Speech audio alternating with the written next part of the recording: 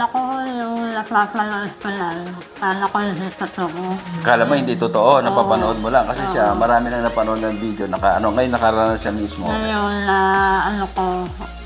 masaya ako dahil Totoo pala. totoo O, pala. ayun.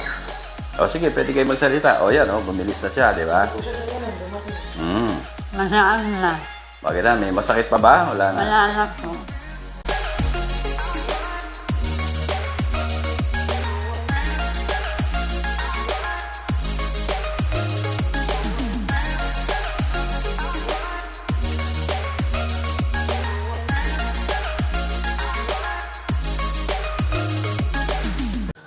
Bilisan nyo. Pinakamabilis. Ha? Tutulungan ko kayo, ha? Sige. Sa una, alalayan ko kayo. Mabilis, ha? Sige. Dalawa pa, ha? Sige, sa una lang naman to. Sige, ikaw na mag-ano. Tapos sabihin mo sa akin kung may sumakit. Sige, lakad ka. Bilis. Balik ko, bumilis na, di ba? Sige, bilis. Bilis pa. Pinaka mabilis. Oh, balik. Oh, mabilis na, di ba? Unang session pa lang natin, di ba? May sumakit ba? Kanina sinasabi mo? Walang sumakit, di ba? Oh. So, okay ba? Masaya ka ba? Masaya, ha? Unang pa session pa lang, ha? Sabi ko siya, 6 session, pero babalik ka lang dito para magtuloy-tuloy, ha? Ito naman ngayon ang masakit, di ba? O, kaya lang. Sige, kalma lang. Sige, hindi kita bibiglayin, ha? Kasi baka hindi ka na matroma ka, hindi ka bumalik, eh. Ha? Oo. Ihanin ko lang. Maano yung buto? Oo, sige, alam ko. Alam ko. Ito masakit, di ba? Hindi. Tuloy natin? Ito, lalagyan ko tanong ko ibang klaseng kuryente ito, ha? Para matulungan kita, ha? Tiisin mo lang, ha? Pero hindi naman masakit na ito.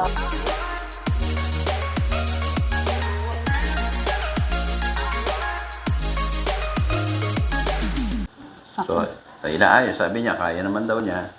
Kaya, inaayos natin dito, ha? Bibigyan natin siya ng mga mild lang para yung susunod yun ay handa. Medyo masakit ito, dadaan-daanin lang natin.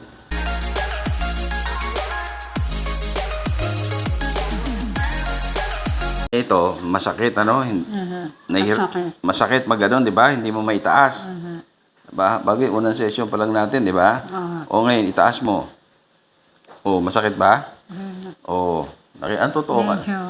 Konti na lang, nabawasan, Oo, kaya may ensayo na yun. Kaya sabi ko sa kanya, mamayang gabi, bukas, 100 ganun ang gagawin niya. Sa umaga, 50 sa gabi, palaging ganun. Mag-i-improve na yan. Kasi bumabagsak ito kasi masakit, eh. Nilagyan natin ng suporta. Tapos, inano natin yung mga dikit-dikit na laman, yan. So, nag-improve ba? Masaya ba kayo? Masaya po. Yan, ha? Nabawasan yung sakit. Nabawasan sakit, saka ha? Sige, sayuhin mo yan. Tapos ito, susuportahan lang, ha? Okay? Bakit lang bumalik kayo, ha? Para magtuloy-tuloy. Okay, sige. Sasabi mo, yung, napapanood mo lang, Kala ko yung napapanood ko lang. Kala ko hindi totoo. Kala mo hindi totoo, napapanood mo lang. Kasi siya, marami nang napanood ng video. Ngayon nakaranas siya mismo. Ngayon na masaya ako dahil Totoo pala. totoo pala. Ayun, Dumaan na. Sige, ha? Sige, bilisan niyo yung lakad niyo. Yan, sige, pwede kayo magsalita. Yan, bumilis na siya, di ba? Magaan na. Bakit na, may masakit pa ba? Wala na. Wala na po. Sige, bilisan mo pa. Wala na, ha? Wala na po. Sige. Kayo ba ay pagod na sa pabalik-balik sa doktor at kakainom ng synthetic na gamot?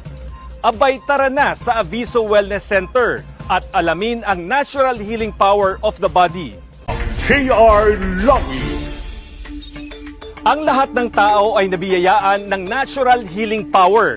Ito ang prinsipyo na pinalalaganap ng Aviso Wellness Protocol na pinangungunahan ni Engineer Ismael Aviso.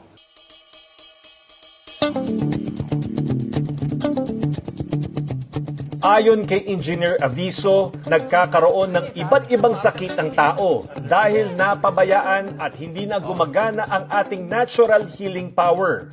Ang tao, pag hindi tayo nag-detox, nagbi-build up yung toxic eh. Kasi dapat ang tao, para maganda ang katawan natin, maganda ang daloy ng dugo, merong nutrients na kailangan sa atin. Malaking bagay ang diet o kung ano ang ating kinakain para gumana ang ating natural healing power. Kaya dapat ang kinakain natin, prutas at gulay, 90 to 95%. 5 to 10% lang ang karne. Pero hindi ko sinasabing masama ang karne. Kailangan yun, pero kailangan ko konsumihin natin. Kasi pang-build up ng muscle yun eh.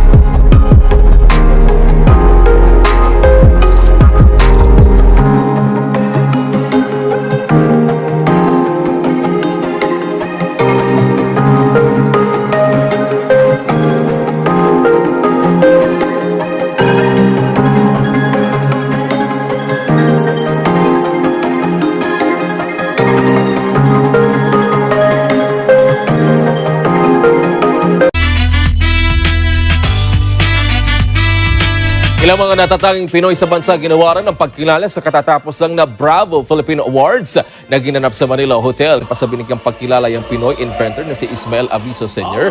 bilang Inventor of the Year at kanyang anak na young entrepreneur na ginawaran ng Excellence in Business. First of all, I'm very thankful na binigyan tayo ng pagkakataon ni Bravo Filipino na maging part of awardee of this year to be Excellence in Business.